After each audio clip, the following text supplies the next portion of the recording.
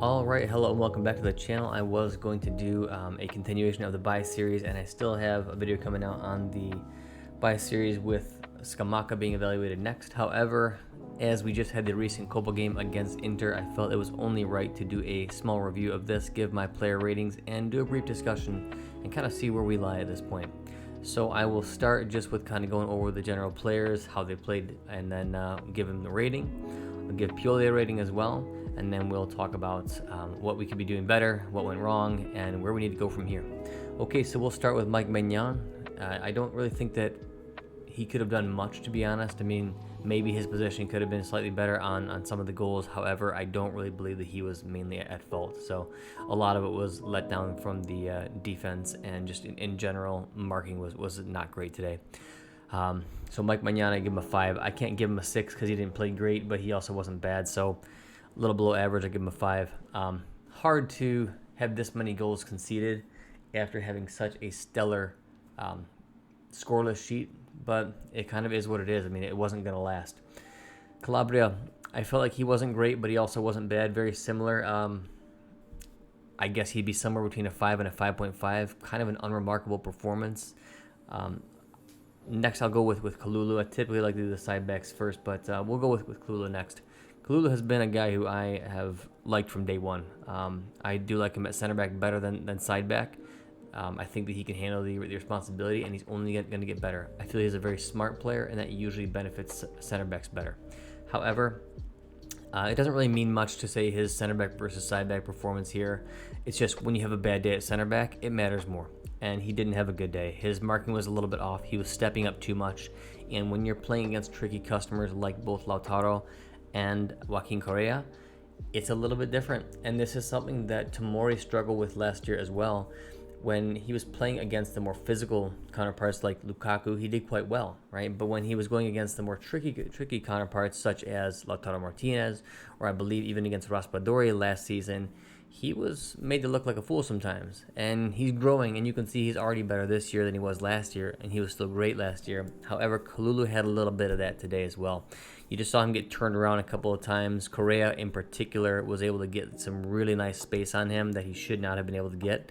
And so Kalulu, definitely his worst performance of the season, in my opinion, between a 4 and a 4.5.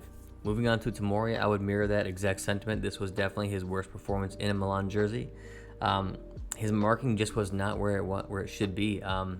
He was not anticipating very well, and it seemed like with both him and Kalulu pushing up and being more aggressive, this is the exact type of offense that is going to trick you, right? A guy like Dzeko is not going to make those runs in behind you too frequently. He's not going to slide out wide and then cut diagonally into the box like guys like Correa and Martinez are going to be doing. And because they had two people to watch out for rather than one, which most Serie A teams have right now been playing more with a solo striker, you really saw them struggle. And I believe that because of their double aggressive styles, it wasn't really a good thing. Now, typically, everybody promotes this as a very good thing. I don't think that it's the best thing to have both being kind of very aggressive. It does work against some opponents. However, when you're playing against people like Lautaro and playing against Correa, if you are aggressive and you make a mistake, you're done. Because they have the guile, the trickery, and the pace to get by you, right? If you make a mistake against a guy like Dzeko, you might be able to make up for that and catch him with some speed. Not the case with the two forwards Inter was running today, and it showed. Tomori gets a 4. Next is Theo Hernandez, very similar to Calabria. He had more attacking presence than Calabria, but defense wasn't great. He was out of position several times, but he wasn't bad. He gets between a 5 and a 5.5, so I will settle at the same rating as Calabria at a 5.5. Sandor Finale was, in my opinion, one of the few brighter spots today. He wasn't the best on the pitch today, but he also wasn't bad. There really wasn't much he could do. He was pinned back essentially the entire game because our offense couldn't really give too much of an outlet. We couldn't really possess the ball in their zone and do anything useful with it. So both him and Benacer had to do a lot just sitting back. I would say that Benacer and Tonali get similar ratings. However, I thought Benacer had a better game and was probably our brightest spot on the field. So Tonali 6, Benacer 6.5. I just want to say I'm very, very happy that Benacer is coming back into his own. He's been one of my favorite players for Milan ever since we signed him. I love his work ethic. I just love how He's not a diver either. I mean, you see so much of it these days. Benacer just gets up, plays, does his thing, works hard, and fights hard all the time. I love when I see both him and Tonali playing because they have so much grit and so much passion. So if we could add somebody else to the midfield who can kind of match them, either be their sub or play along with them, that would be a beautiful thing. Imagine the combination of adding Renato Sanchez to that. So either way, that's kind of getting aside from the point. I thought that those were our brightest spots of the day. And we will move on to not so bright of sparks, which would be our attack. I will say there was one player who was pretty solid in attack, and we'll get to that. However, let's start with Alexis Salmeckers. I've never really been a fan of Salmeckers. I believe that he should be a permanent sub. He is very good at working hard and shutting somebody down, so maybe if you're playing in a bigger game, you just have to isolate a wing, and you don't care about too much attacking skill. Just put in Salmeckers. He'll work very hard. He's good defensively, and he typically does a good job of shutting down his side. However, he's not always amazing at it, and he just doesn't produce an attack. So he really should not be a starter. I don't know why we keep trying it. I guess the reason is because we don't have really any great options. I mean, Junior Massias is not much better. I do think he is better, but he's not much better. And we are really paying the price big time for not investing into a right winger. Salmeckers, once again, this is about 6 to 7 games in a row. I would say he was probably the worst person on the entire field, and I've got to give him a 3. It was just about as pointless as could be. Next up is Franck Kessier. The attacking midfield experiment for Franck Kessier continues. I don't get it. I don't know why. I would rather run Rahim Diaz, even though he's been terrible for a long time. I'd rather run him every single time over Franck Kessier. Pioli just has no ideas, and this is what he does. So we run the same exact formation as a 4-2-3-1. We put Kessier in a spot that he doesn't belong, and he produces average to below average results. So Franck Kessier gets a average to below average rating of a 5.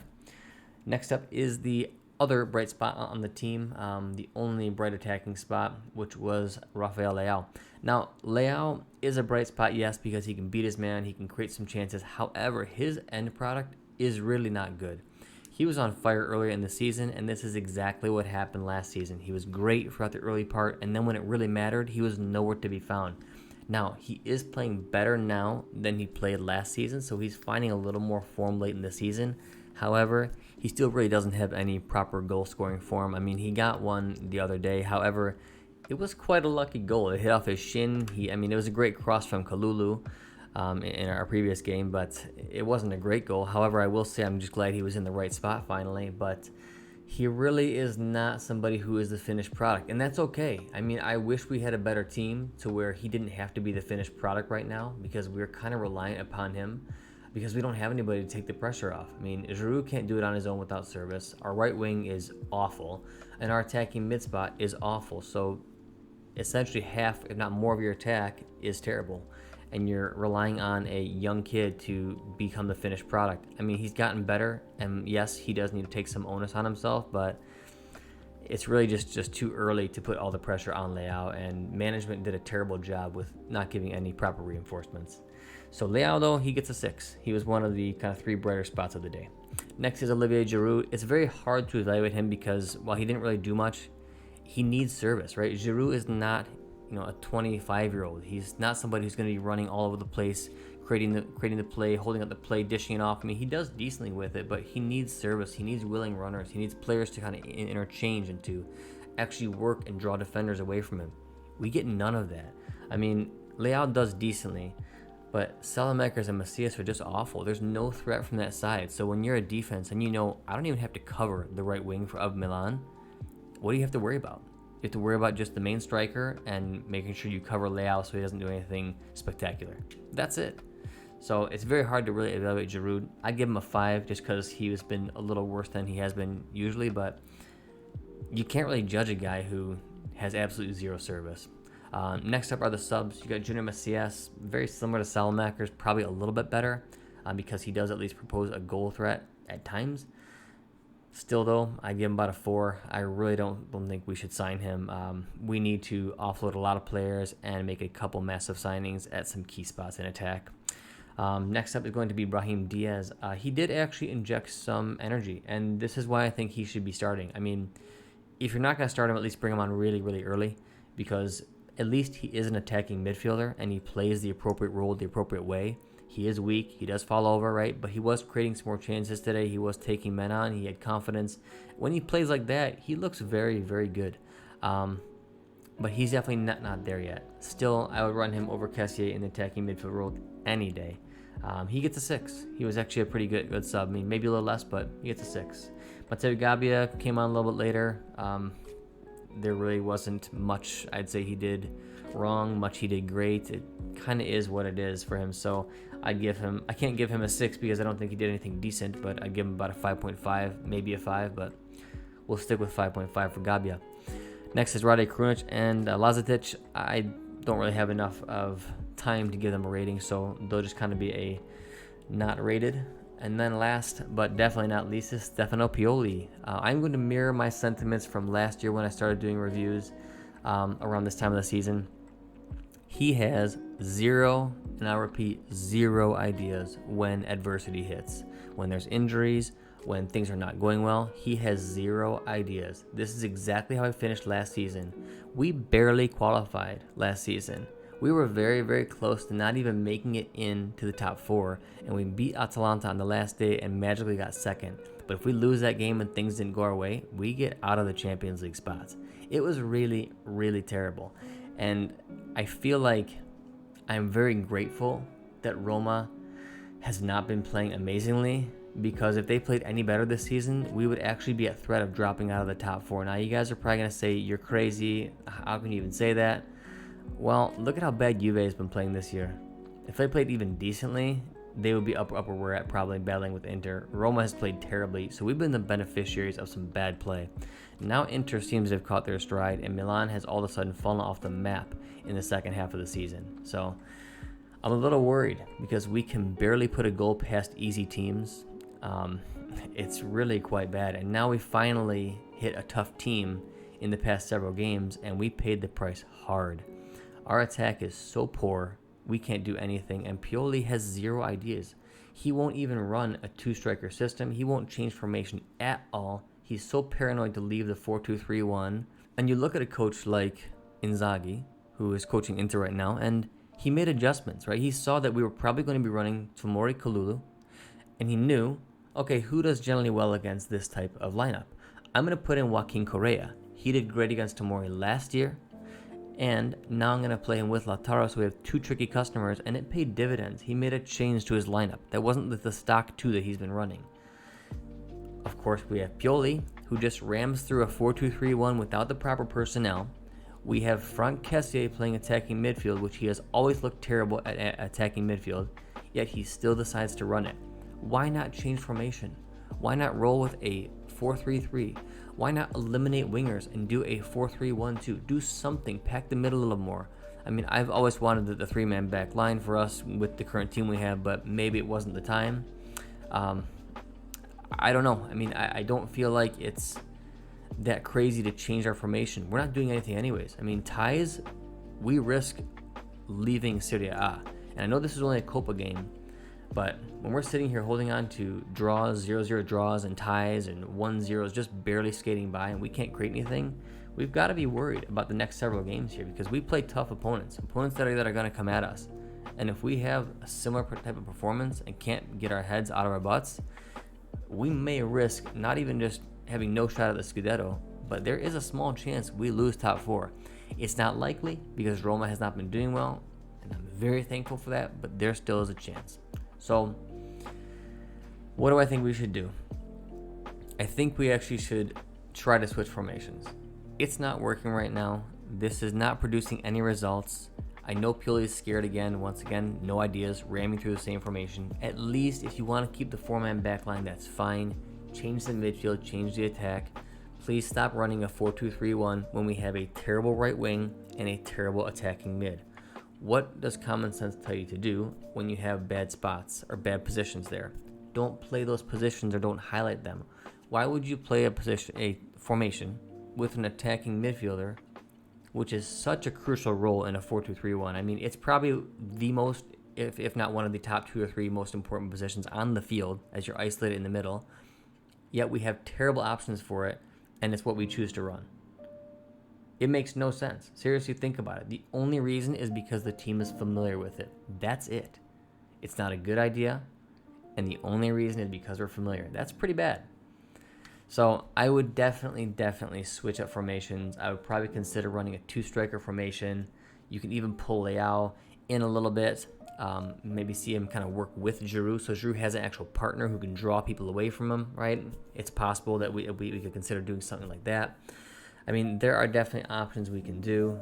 There's not just one formation out there, and I'd like to see Pioli at least do a slight modification to how things are run, because it's not working right now.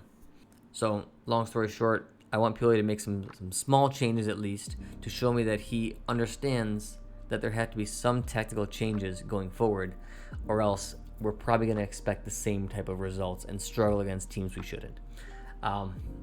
There's nothing really more to do between the end of the season besides make tactical changes and personnel changes, because that's all you can do. We don't have any new signings coming in. You can't do that right now.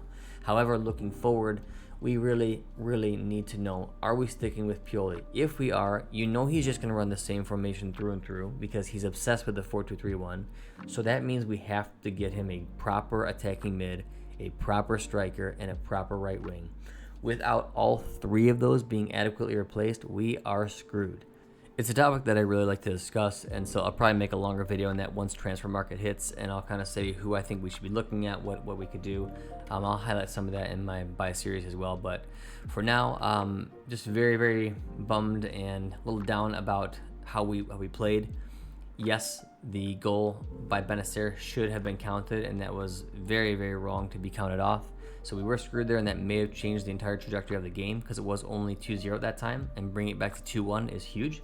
But either way, we still played terrible, and we were out of ideas, and once again, we could not attack. So the same themes are happening, and so I really want to see some change here. Either way, I would be pulling for Milan pretty hard over the next several weeks here and hope that we can close this season out strong. I really don't think we have a shot at the Scudetto, but hey, here's to hoping. Thank you guys for your time. I appreciate it, and I'll be back soon with a buy video. As always, Forza Milan.